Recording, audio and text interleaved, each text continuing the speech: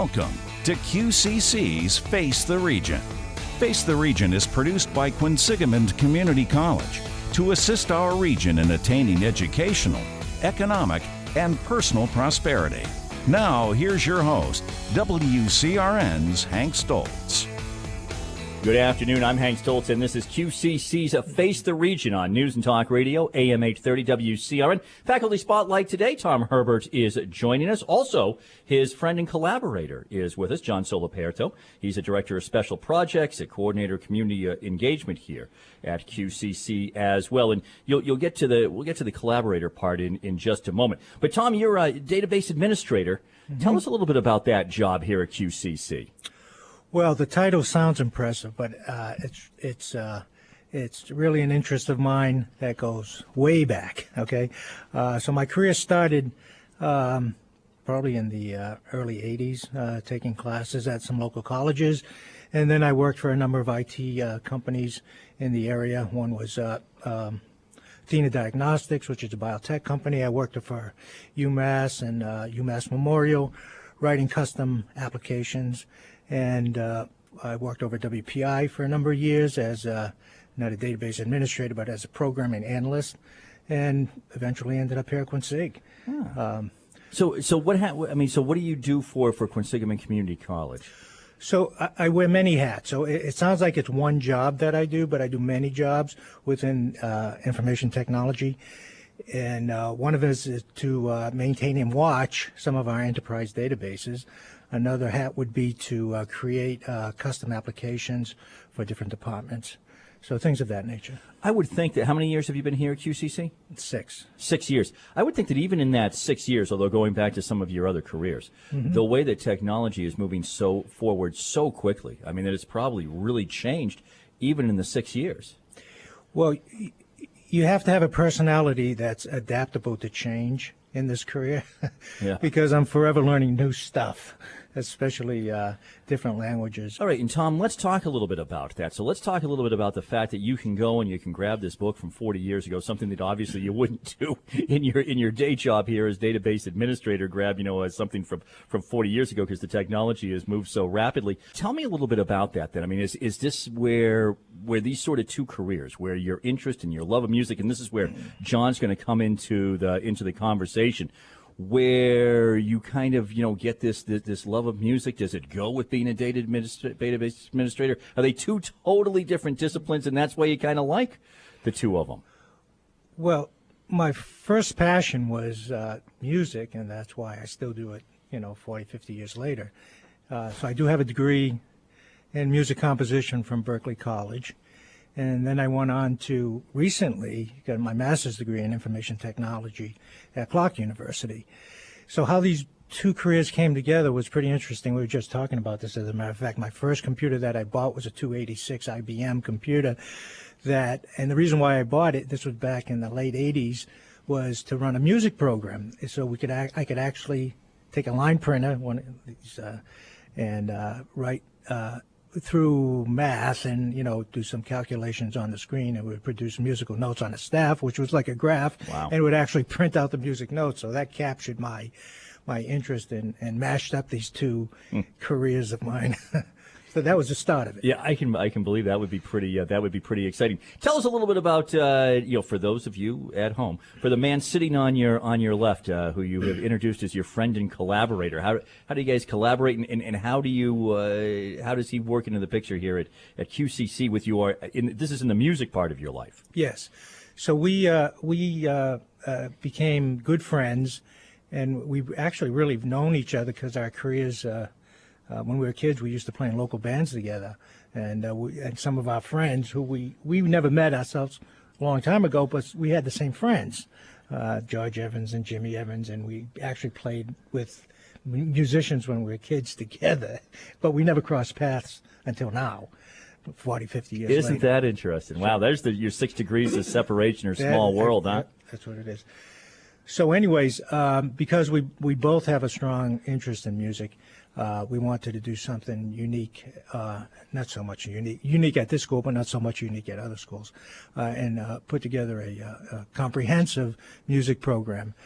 So we started the initiative with the Quinsigamond Community College jazz band in two segments. One of the segments was a big band, and the other was a faculty staff jazz quartet featuring John Salapero.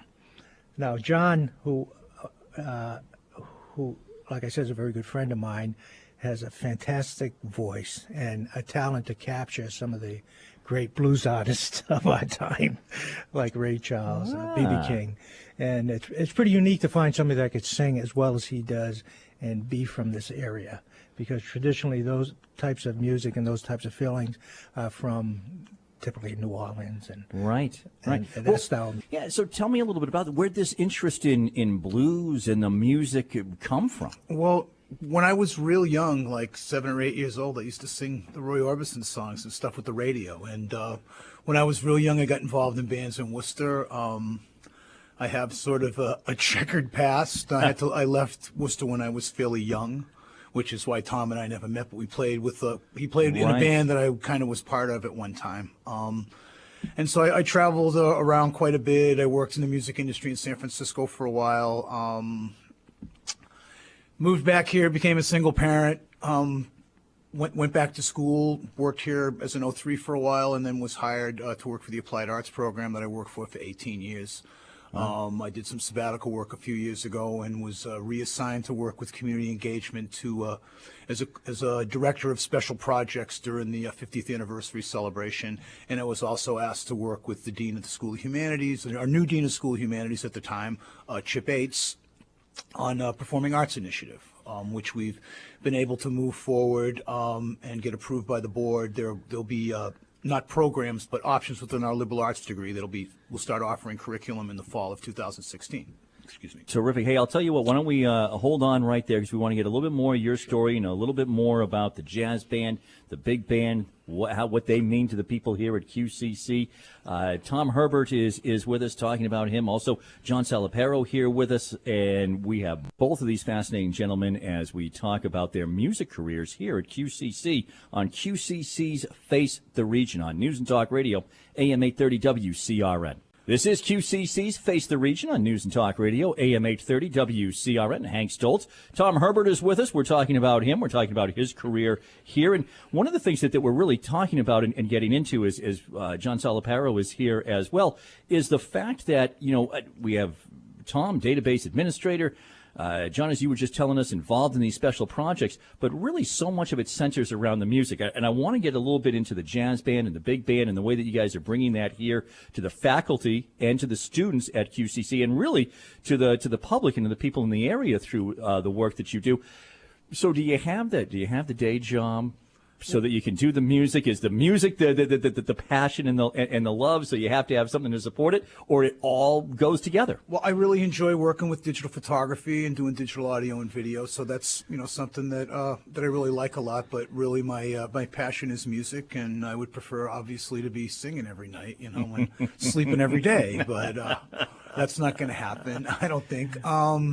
At least at my age. John Salapero is here with us. So, John, tell us a little bit. Yeah, tell us then a little bit about the big band and the jazz band. Over a year ago, Dean Yates contacted me and told me that Tom had approached him about starting a community jazz orchestra and asked me to help out with that. So I contacted Tom. We did a little bit of promotion. Tom held auditions. I asked for an audition. I don't think he took me too serious at first. I got an audition, and everybody was reasonably impressed, and it's something that I like to do, and most of the time I think I'm pretty good. Like I say, I enjoy doing it. Well, so who really put together the jazz band? The big band? Tom really put the orchestra together. Okay. I just assisted, and then as things took off, I got more involved. Tom wanted me to be more involved, and we were looking at the jazz orchestra as a vehicle to promote our options in the liberal arts degree in the fall in music and theater. We hope that the jazz orchestra will be a place for our music students to actually play, as well as the ensembles that we'll be doing as part of the curriculum. Oh, I love that. We look at the jazz orchestra as a really good opportunity for young players to be able to work with seasoned professionals. And then, Tom, so tell me a little bit about how it all came about. So, I mean, had you had this idea for a while about you wanted to put the band together? You got somebody like John, so you got some great players now, and you recognize some of the talent that you had. Mm-hmm. How did it happen? Well, when I first started working here, there was Jose was one of the two music Castillo. Yeah, he was one of the two music teachers, I guess. So, anyways, I thought there should be more of a music program here at the school, and I saw opportunity there. So when Chip Yates came on board, he was one of the deans that showed an interest when I made the suggestion, why don't we start a community stage band? And I didn't want to, like other colleges, they use students as their the band members, and we have a diverse student population here. But still, through my experience, I knew to get something like this, a 30-piece organization off the ground, I want to involve the whole community, so we could have a situation where you have good seasoned players, professionals, and students playing together, where they could feed off of each other. No, I love it. Did it come together fairly quickly? Did you have to do some arm twisting? Well, there was some planning. A lot of the plan, I couldn't do it myself. I mean, there was just not enough time, because you don't realize the music part of it, actually gathering music. I mean, we had some funding. We were able to buy a few charts, but most of it to start off with was borrow from my friends like Rich Falco over WPI. He invited me over there and opened up his library and said, take what you need. Al Vaudrey, who's the music director over at Worcester Academy, did the same. Tell me a little bit about we were able to get a small library together. Then we needed a librarian to organize this music. Sure. And she's been on with us in the past, yes. Right? Yes, has been on with us in the past. But I wanted to go back to WPI. So, are they doing something similar, or they have more of the chorus, more with the students, and whereas you're putting a little bit more of the faculty in? Over at WPI, they have two. They have a concert band, a jazz band, and small jazz ensembles. That's what we're striving for, to get here for the students. They don't have a community organization. Right. And coming out from the public schools, where the students were the core of the band, most colleges, the students are the core of the band. Sure. Here, because we're just starting out, the way we could get off the ground, and I think it's a more viable situation where you involve the whole community and not just the students. How has it been working out so far? Great. I mean, in the past year, we've not only brought it together where we have a repertoire of about 10 to 15 songs, but we've also had two performances. One was the 50th anniversary last spring, and this past fall we had the QCC Jazz Festival here at the school. And both times we were able to have guest artists at the gala. It was Grace Kelly, who's a well-known saxophone player throughout the world. We brought her in as a guest artist, and she was able to play with the big band and perform herself. So, John, as Tom was just telling us, so you bring in Grace Kelly. Here's somebody who is well-known. I mean, how does that and people come less about? well-known, like Jeff Galindo, who's a fabulous trombone player, and a lot of really great local players that Tom knew that we was able to call in his favors. So it was really an incredible performance at the June Gala at Mechanics Hall, and I think that the members of the board, and the members of the foundation that there were reasonably impressed. Well, they were really able to see now what could come. Not only were they impressed with what they saw, but I'm sure that they also saw the future about what this can become. Yes, I think so. I certainly hope so. I was actually blown away that with the talent that Tom was able to put together for that gig, and that we were able to do it. And I think must have been a lot of people exciting. were surprised. Yeah, exciting for a lot of people to be able to come together. I'm struck by how Tom had played in bands that you had been involved in. Here you guys come together. Is there a lot of that happening in the band right now? People who have been in bands throughout the years, whether it's jazz, whether it's big band, whether it's rock and roll, whatever it may be, and there's all now kind of starting to find a home here at QCC with what you're doing. Well, we'd like to think so, and we're hoping that we can continue to build this.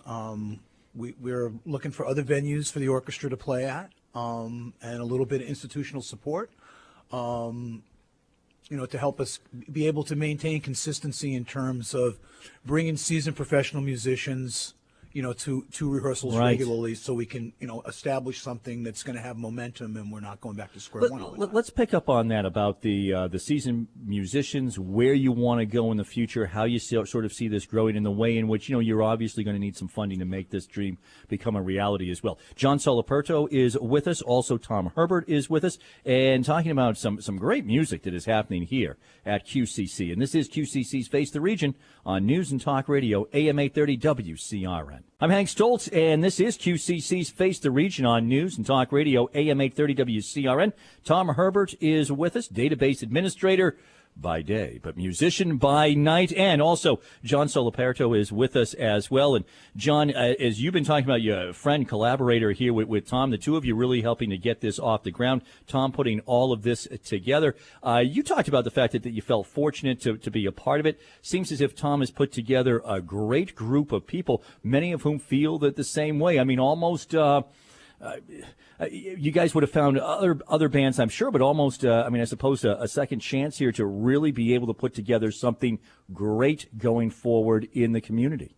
Yes, Hank. I can't stress enough how fortunate the college is to have Tom here and to have his energy and his organizational abilities, and to be able to pull in a lot of great local musicians as favors to help us, get this started, as well as being able to have Kim Thompson work with us as sort of our music librarian. It's been really great, and I think Tom deserves a whole lot of credit for putting this together, and we're just hoping we can continue to find venues for the QCC Community Jazz Orchestra to play in. So, I'm sure that won't be a problem. If you're out there listening and you're looking for entertainment, please contact us. Tom, let's hit on a couple of things that John just said. One is some venues. You guys are ready to go out and you guys are ready to play. So, I mean, you got a great hall somewhere. You got a great, restaurant. I mean, I'll use Viva Benny's as an example because unfortunately they aren't there. But I mean, that was a great room for live music. Obviously, would have been a wonderful place to be able to play. But any of those places, you're open to going out there and kind of taking this on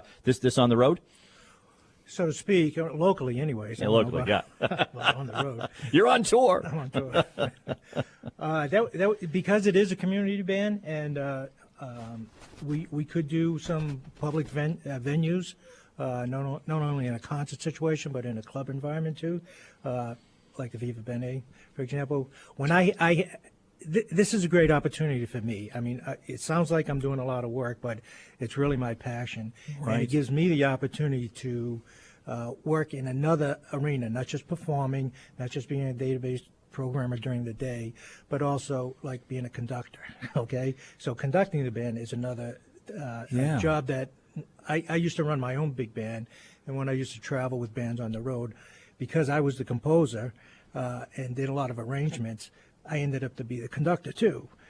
So this gives me, after years later and working on my day job, and now eventually I got a little hobby here of conducting big orchestra. Like, I was going to say, it sounds like a pretty big, time-consuming hobby. It's fun. Yeah. It's fun. It's time-consuming, and I don't look at it as a job, but it's. Hey, tell us a little bit. I mean, this obviously used to be the popular music of the day, the dominant music of the day. What is the difference between a jazz band, a big band? Is it simply the size? Is it the kind of music that you would play? What are some of the different arrangements that you come in? Do you kind of break it down into some smaller groups within groups? Well, the jazz orchestra came about in the roaring 20s all the way up till today. But it's not just jazz music that you could play. You could play any kind of music. I mean, it is an orchestra, just like a symphonic orchestra could play any kind of music. Everything from motion picture film music that you could hear any style of music you want. Same way with a jazz orchestra, where you have you don't have any strings, but you have trombones, trumpets, saxophones, and a rhythm section. Usually that's what the instrumentation is. But you're not just confined to one style of music. It's not just big band swing music. I mean, you could do any kind of an arrangement. And I guess what I was thinking, was there a way that, for example, you and Tom, you and John want to break it out and you grab a couple of other guys and you go out and you play a smaller thing, or when you get it, you get everything. I guess I was thinking, is there a way that you kind of could break out into some smaller groups of musicians, depending on what the venue was, depending on what the organization was or what they wanted, or you get the jazz orchestra, then you get the jazz orchestra? No, we looked at that scenario, and there's a lot of possibilities. We have the full big band with vocals. We have Gene Mancini, who's a great vocalist, and John and Mauro Di Pasquale, who's been playing piano with us. Oh, great, sure. Johnny Dollar. So you not only have a front, but you also have just instrumentation. just instrumental music.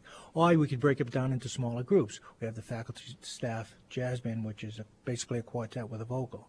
So we have those combinations. And to do different styles of music, we could probably fit different menus. We could do a concert or just a strictly jazz concert. We could probably do a dance gig, you know what I mean? Yeah. And because there's some of the tunes like In the Mood and Sing, Sing, Sing, some of the old big band dance stuff. Sure. You could do that stuff. But we were thinking about moving in the vein of some more pop, rock, rhythm and blues, Ray Charles type of thing, where if you did play a smaller venue with the big band and you did those type of tunes that are traditionally, well, Ray Charles music was mostly a big band, but go into that type of venue, people might identify with it. Younger people might identify with that music a little bit more. Sure. Tom, what are you looking for right now? What are you looking for the jazz orchestra? Is it, do you need some more members? You need some folks to help you with organization. You clearly, if there is any club owners or promoters out there and they want to get involved, that sounds like that would be helpful. What are you looking for in the next year? Well, what you just suggested was true. A promoter would be great. But I just got an email from Rich Falco over at WPI, and he's interested in doing a summer spring festival, whether we have it over here or over at WPI, but he definitely wants to use the big band. So something like that to shoot for. Yeah. I mean, I don't like to rehearse just for the sake of rehearsing. When we have a concert that's already in place, then I start rehearsing. I call the guys up and interesting. So it isn't right. So it isn't like, hey, we're getting together every week or every month or anything. It's really, here's the gig is coming up in 6 weeks or whatever it may be. And you get and you start to move forward. Right. Keep people interested. To keep people interested. Oh, that's wonderful. And I just wanted to add, let's just swing it back over. I just wanted to add here to John. one thing. That it's one thing to listen to a big band recordings, but it's a total different experience to be there in the room with that happening. And I encourage anybody who hasn't had that experience to definitely check it out. Tom, that brings us to the end of our half hour together. Folks want to get involved in this. What's the best way for them to get in touch with you? Well, we do have a Facebook page. They could check in there. You could go to my Facebook page and just send me an email message. So just Tom Herbert? Yeah, you could contact Jay Soliperto at qcc.mass.edu, and I'd be glad to field any inquiries and get right back to people and pass them on to who they need to go to. Fantastic. John Soliperto, thank you for being here. You're very welcome, Hank. Great as always. Tom Herbert, thank you so much for visiting with us. Thank you, Hank. And as always, thank you for joining us right here on QCC's Face the Region on News and Talk Radio, AM 830 WCRN. This has been Quinsigamond Community College's Face the Region with your host, Hank Stoltz. Join us again next weekend on AM 830 WCRN.